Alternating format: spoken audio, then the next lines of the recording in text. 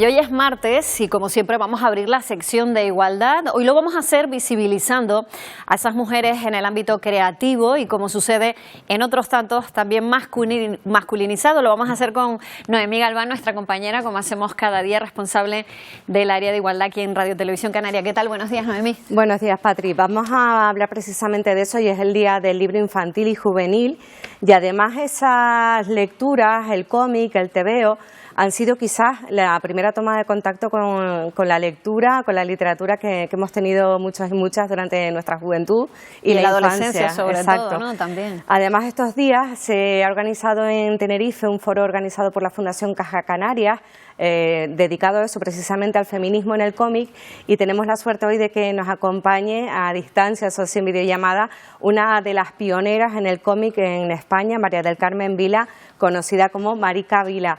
¿Qué tal? Buenos días. Buenos días.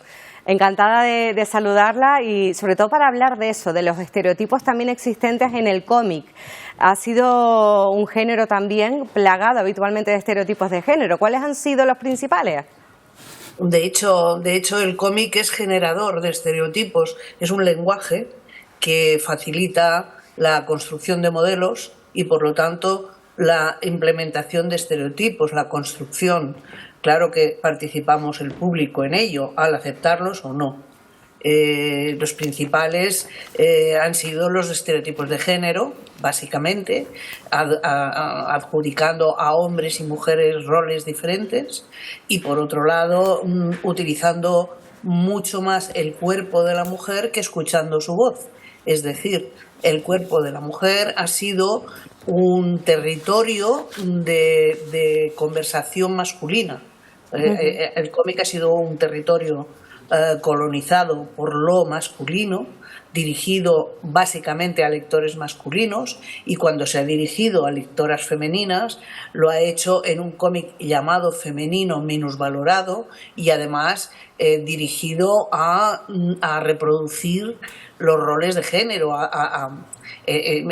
Si el cómic de los chicos ha sido dedicado a la evasión y a la aventura, a la acción, el cómic dirigido a las chicas ha sido a la educación en el género, en el rol femenino, ¿no?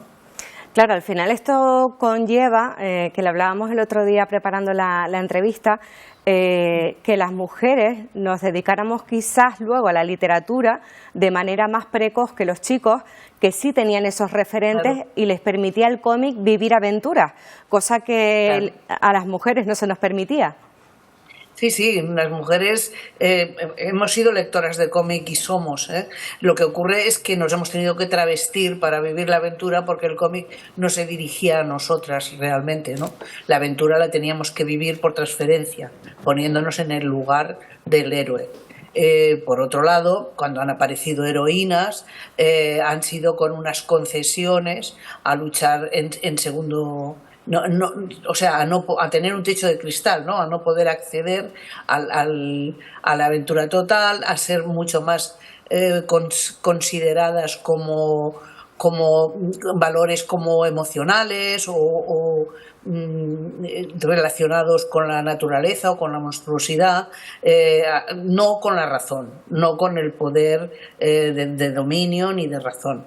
Entonces, esta división de género ha hecho que las mujeres, en general, aunque hemos seguido muchas el cómic, pero también nos hemos ido mucho más a la literatura, que nos daba un poco más de espacio o nos permitía abrir más espacios. Lo que ocurre es que algunas hemos conseguido continuar abriendo espacios aquí y eso...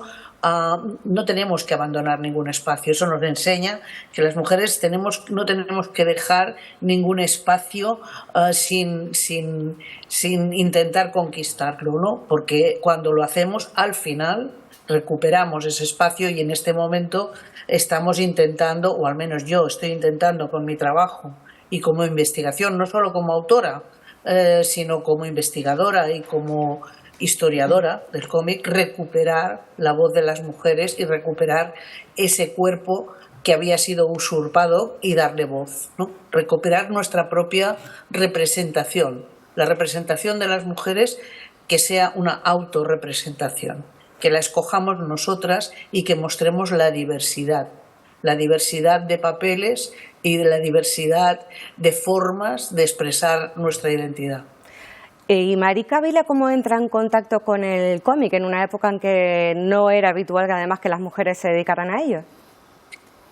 Bueno, yo fui lectora de cómics infantil, pero enseguida, como tú has explicado ya muy bien, no me voy a alargar, enseguida pasé a la literatura.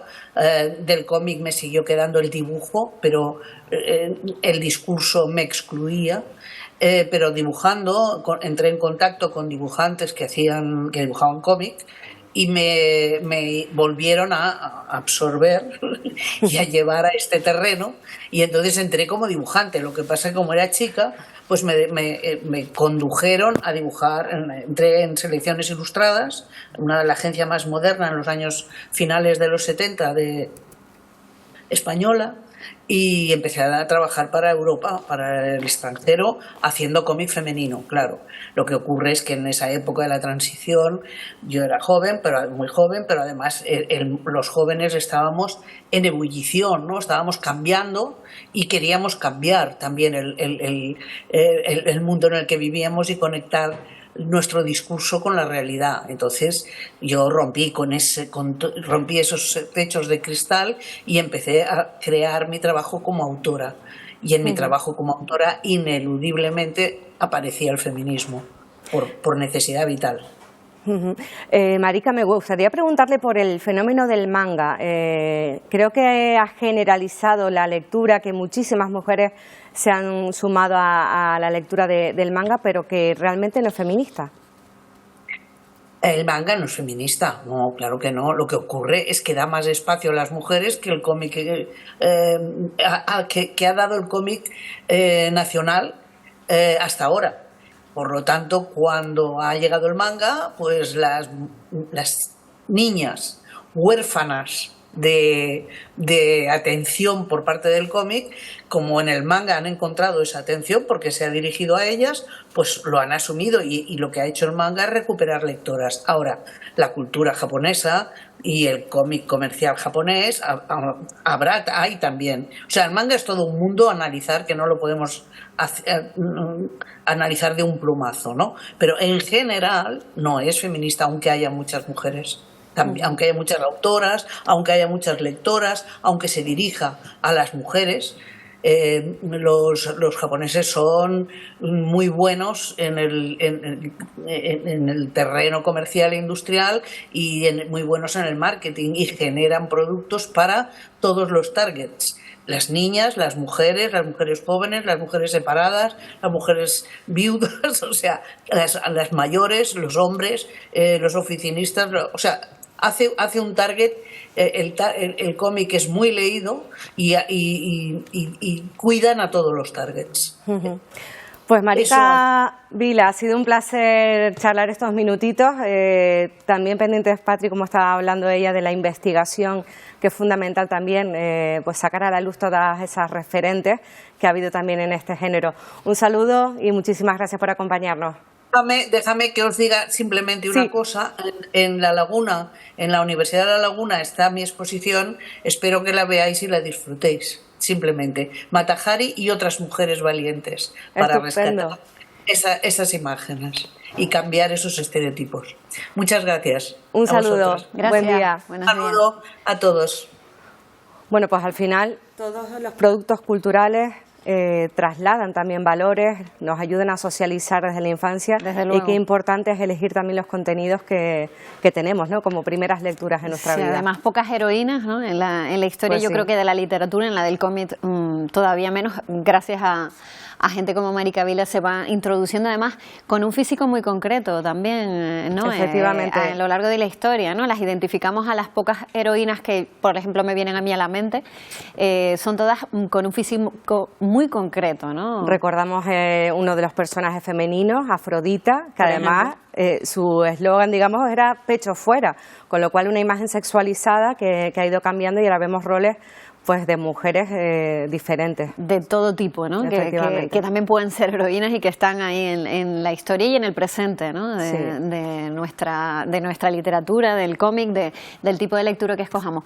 Gracias, Noé, como siempre, por ilustrarnos, nunca mejor dicho, con ejemplos que nos llevan un poco a la vida real también, ¿eh? A saber lo que está pasando en el mundo de la literatura y en el mundo real, ¿no? Pues nos apuntamos para la próxima semana otro tema también interesante, en este caso relacionado con la educación sexual a menores. Bueno, pues aquí estaremos para escucharte. Gracias, Noé. Gracias. Feliz semana. Igualmente.